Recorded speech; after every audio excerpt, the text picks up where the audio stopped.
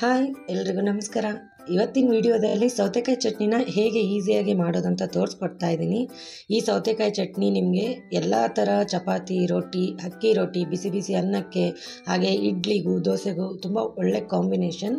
ತುಂಬ ಈಸಿಯಾಗಿ ನೀವು ಮಾರ್ನಿಂಗ್ ಟಿಫನ್ಗೆ ಇದನ್ನು ರೆಡಿ ಮಾಡ್ಕೋಬೋದು.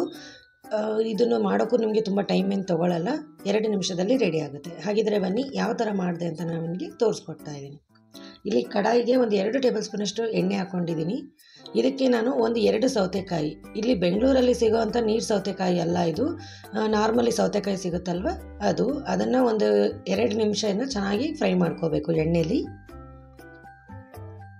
ಸ್ವಲ್ಪ ನಿಮಗೆ ಸ್ಮೆಲ್ ಬರುತ್ತೆ ನೋಡಿ, ಸ್ವಲ್ಪ ಹಸಿ ವಾಸನೆ ಹೋಗೋ ಥರ ಸೌತೆಕಾಯಿದು. ಆವಾಗ ಸ್ಟವ್ ಆಫ್ ಮಾಡಿಕೊಂಡು ಇದನ್ನು ಸ್ವಲ್ಪ ತಣ್ಣಗಾಗಕ್ಕೆ ಬಿಡಬೇಕು. ಸೌತೆಕಾಯಿ ತಣ್ಣಗಾಗೋಷ್ಟರಲ್ಲಿ ನಾನು ಶೇಂಗಾ ಮತ್ತು ಹಾಗೆ ಮೆಣಸಿನ್ಕಾಯಿನ ಫ್ರೈ ಮಾಡ್ಕೊಂಡಿದ್ದೀನಿ. ಅದನ್ನು ಇವಾಗ ಜಾರ್ಗೆ ಹಾಕ್ಕೊಳ್ತಾ ಇದ್ದೀನಿ. ಇಲ್ಲಿ ಒಂದು 2 ಟೇಬಲ್ ಸ್ಪೂನಷ್ಟು ಒಣ ಕೊಬ್ಬರಿ ತೊಗೊಂಡಿದ್ದೀನಿ. ಹಾಗೆ ಇಲ್ಲಿ ಒಂದು 3 ಟೇಬಲ್ ಸ್ಪೂನಷ್ಟು ಹುರ್ಕೊಂಡಿರೋಂಥ ಶೇಂಗಾ ತೊಗೊಂಡಿದ್ದೀನಿ. ಹಾಗೆ ಒಂದು 3 ಮೆಣಸಿನ್ಕಾಯಿನ ಈ ಥರ ಫ್ರೈ ಮಾಡ್ಕೊಂಡಿದ್ದೀನಿ ಎಣ್ಣೆಯಲ್ಲಿ. ಹಾಗೆ ಇಲ್ಲಿ ಸೌತೆಕಾಯಿ ಕೂಡ ತಣ್ಣಗಾಗಿದೆ, ಅದನ್ನು ಜಾರ್ಗೆ ಹಾಕ್ಕೊಳ್ತಾ ಇದ್ದೀನಿ. ಹಾಗೆ ಇದಕ್ಕೆ ಒಂದು 3/4 ಟೇಬಲ್ ಸ್ಪೂನಷ್ಟು ಉಪ್ಪು ಹಾಕ್ಕೊಳ್ತಾ ಇದ್ದೀನಿ ರುಚಿಗೆ.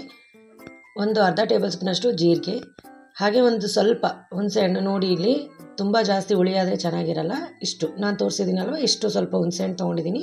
ಹಾಗೆ ಒಂದು 2 ಟೇಬಲ್ ಸ್ಪೂನಷ್ಟು ಬೆಲ್ಲ ಹಾಕ್ಕೊಂಡು ಇದನ್ನು ಸ್ವಲ್ಪ ಗ್ರೈಂಡ್ ಮಾಡ್ಕೋಬೇಕು, ಚೆನ್ನಾಗಿ ಸಾಫ್ಟಾಗಿ ಪೇಸ್ಟ್ ಮಾಡ್ಕೋಬೇಕು. ನೋಡಿ ಇಲ್ಲಿ ಇಷ್ಟು ಚೆನ್ನಾಗಿ, ತೀರಾ ತರಿ ಏನೂ ಅಲ್ಲ, ಸಾಫ್ಟಾಗಿ ಈ ಥರ ಪೇಸ್ಟ್ ಮಾಡ್ಕೊಂಡಿದ್ದೀನಿ. ಇವಾಗ ಕುಕ್ಕುಂಬರ್ ಚಟ್ನಿ ಏನಿದೆ ಇದು ರೆಡಿಯಾಗಿದೆ. ಇದಕ್ಕೆ ನಾನು ಒಗ್ಗರಣೆ ಹಾಕ್ಕೊಡ್ತಾ ಇದ್ದೀನಿ. ಬಾಣಲಿಗೆ ಒಂದು 2 ಟೇಬಲ್ ಸ್ಪೂನಷ್ಟು ಎಣ್ಣೆ ಹಾಕ್ಕೊಂಡಿದ್ದೀನಿ. ಹಾಗೆ ಒಂದು ಅರ್ಧ ಟೇಬಲ್ ಸ್ಪೂನಷ್ಟು ಸಾಸಿವೆ, ಒಂದು ಅರ್ಧ ಟೇಬಲ್ ಸ್ಪೂನಷ್ಟು ಜೀರಿಗೆ ಹಾಕ್ಕೊಂಡಿದ್ದೀನಿ. ಸ್ವಲ್ಪ ಅರಿಶಿನ, ಇದನ್ನು ಅಲ್ಲಿ ಮಿಕ್ಸಿಲೇ ಹಾಕೋಬೇಕಿತ್ತು, ನಾನು ಸ್ಕಿಪ್ ಮಾಡಿದ್ದಕ್ಕೆ ನಾನು ಇಲ್ಲಿ ಒಗ್ಗರಣೆಲೇ ಹಾಕ್ಕೊಳ್ತಾ ಇದ್ದೀನಿ. ಹಾಗೆ ಒಂದು ಸ್ವಲ್ಪ ಕರಿಬೇವು ಹಾಕ್ಕೊಂಡಿದ್ದೀನಿ. ಈ ಎಲ್ಲ ಒಗ್ಗರಣೆ ರೆಡಿಯಾಗಿದೆ. ಇಲ್ಲಿ ನೋಡಿ ಚಟ್ನಿಗೆ ನಾನು ಒಗ್ಗರಣೆ ಹಾಕ್ಕೊಳ್ತಾ ಇದ್ದೀನಿ. ನೋಡಿದ್ರಿ ಅಲ್ವಾ, ತುಂಬ ಈಸಿಯಾಗಿ ನೀವು ಇದನ್ನು ಮಾರ್ನಿಂಗ್ ಟಿಫನ್ಗೆ ಇದನ್ನು ರೆಡಿ ಮಾಡ್ಕೋಬೋದು. ಚಪಾತಿಗೆ, ರೊಟ್ಟಿಗೆ, ಹಾಗೆ ಇಡ್ಲಿಗೆ, ದೋಸೆಗೂ ಕೂಡ ಇದನ್ನು ನೀವು ಮಾಡ್ಕೊಳ್ಬೋದು. ನಾನಿಲ್ಲಿ ಅಕ್ಕಿ ರೊಟ್ಟಿ ಜೊತೆಗೆ ಸರ್ವ್ ಮಾಡ್ಕೊಳ್ತಾ ಇದ್ದೀನಿ. ತುಂಬ ಒಳ್ಳೆ ಕಾಂಬಿನೇಷನ್ ಆಗಿತ್ತು ಅಕ್ಕಿ ರೊಟ್ಟಿಗೆ ಇದು.